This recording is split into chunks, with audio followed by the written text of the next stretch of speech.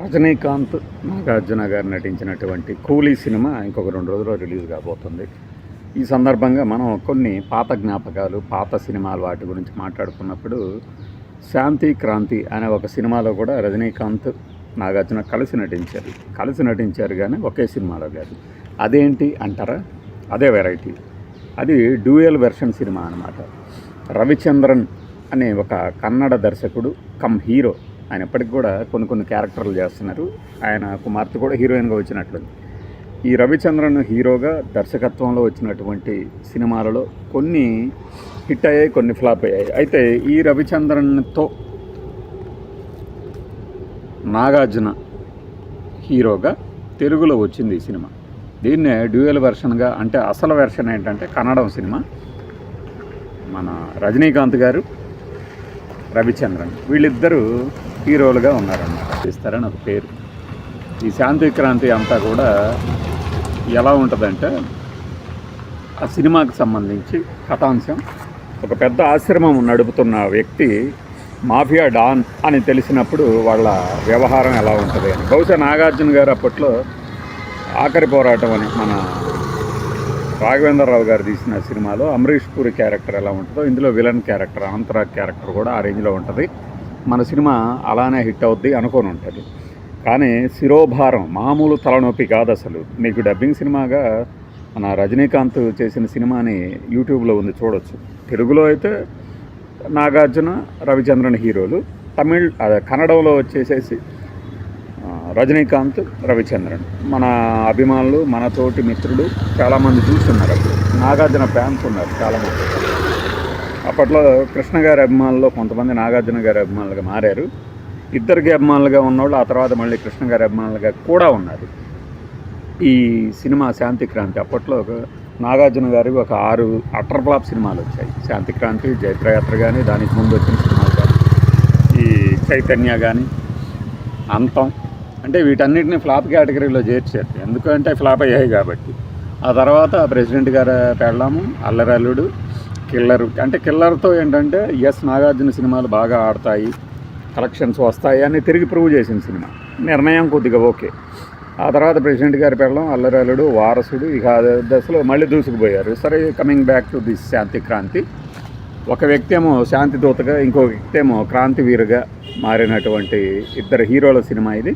ఇందులో అనంతనాగ్ ఏం చేస్తాడంటే, శంకర్నాగ్ బ్రదరు, ఈయన పసిపిల్లల్ని అడ్డం పెట్టుకొని ఒక శాంతి నిలయం లాంటిది నడుపుతూ, ఏం లేదు అప్పట్లో ప్రశాంతి నిలయంలో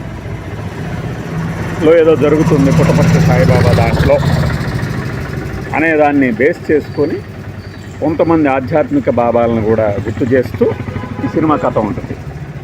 ఆయన కోటను ఎలా ఛేదించాడు అనేది. కానీ ఇందులో క్రమంగా మన రజనీకాంత్ ప్రియురాలని పోగొట్టుకుంటాడు, చనిపోతున్నాను.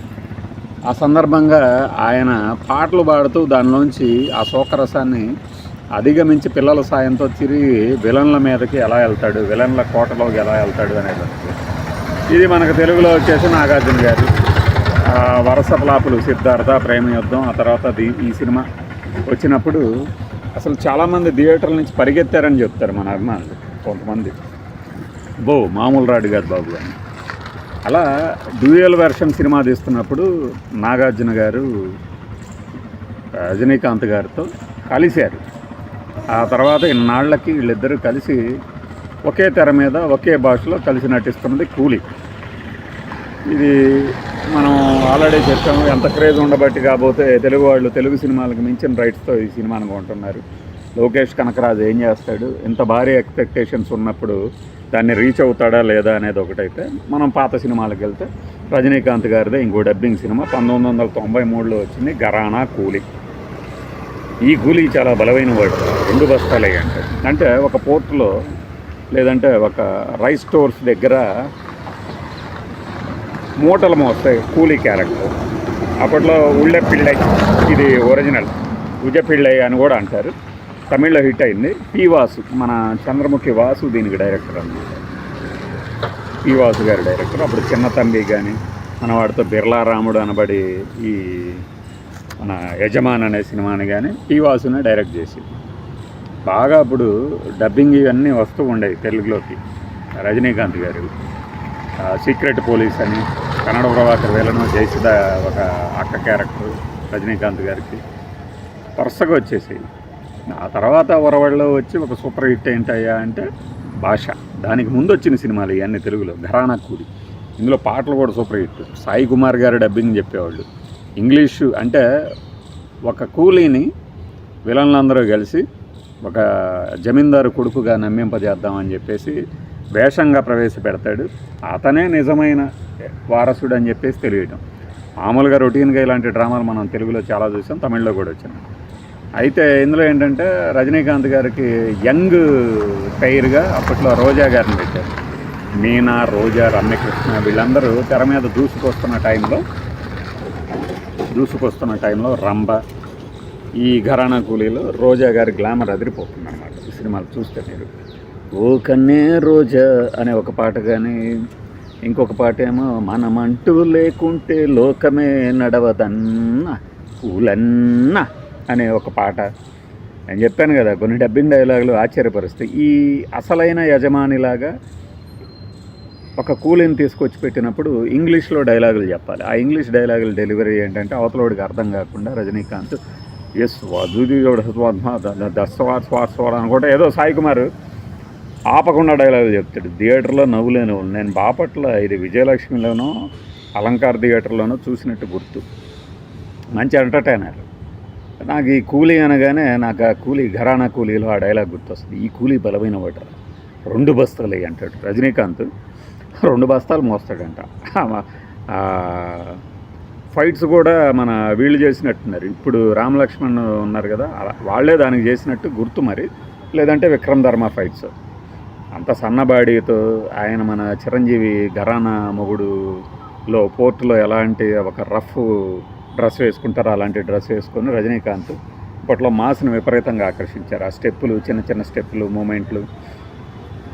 ఇంకా సుజాత గారు తన తల్లి అయితే తన చిన్నప్పటి పాట పాడుతుండే అమ్మ అమ్మ అనే ఒక పాట డబ్బింగ్ అయినా కూడా ఏంటంటే మ్యూజిక్ చక్కగా ఉండటంతో బాగా గుర్తుండిపోయింది. మీకు నేను చెప్తున్నప్పుడు ఖచ్చితంగా ఆ సినిమా చూడాలనిపిస్తుంది, చూస్తారు కూడా. ఈ కూలీ ఆ కూలీ కన్నా బలమైన వాడు లేకపోతే బలహీనుడు అనేది 2 రోజుల్లో తెలిసిన, ఒకవేళ తెలియకపోయినా సరే ఆ డైలాగు ఇన్నేళ్ల తర్వాత 93 అంటే మేబీ ఒక 32 ఏళ్ళు అయింది అనుకోవచ్చు. 32 ఏళ్ళ తర్వాత ఘరానా కూలీ కాస్త ఇంకో కూలీగా వస్తున్నాడంటే ఒక విచిత్రం. మన Telugu cinema titles, Telugu cinema హీరోలు లేదంటే తమిళ సినిమా హీరోలు మొత్తం ఒకటే గీత చుట్టూ పరిభ్రమిస్తుంటారా? అవే టైటిల్లో వాళ్ళే హీరోలు. ముఖ్యంగా రజనీకాంత్ గారి విషయంలో అయితే మరీ నేను చిన్నప్పటి నుంచి చూస్తున్నాను, ఆ తర్వాత చూస్తున్నాను, మా పిల్లలు చూస్తున్నారు, ఆయన అలానే ఉన్నాడు. జుట్టు పోయి ఉండొచ్చు, ఉత్సాహం మాత్రం అలానే ఉంది. రేట్ల సంగతి పక్కన పెడితే ఈ సినిమా జ్ఞాపకాల గురించి అయితే ఇది మనం పంచుకుందామనుకున్నది. వరుసలో ఏదన్నా తేడా వచ్చి ఉండొచ్చు, కానీ ఏం చెప్పాలనుకున్నది సరిగ్గా కన్ఫ్యూజ్ చేశాను మిమ్మల్ని అనుకోవచ్చు. కానీ ఆ సినిమాల తాలూకు జ్ఞాపకాలు అన్నమాట ఇవి. బాయ్.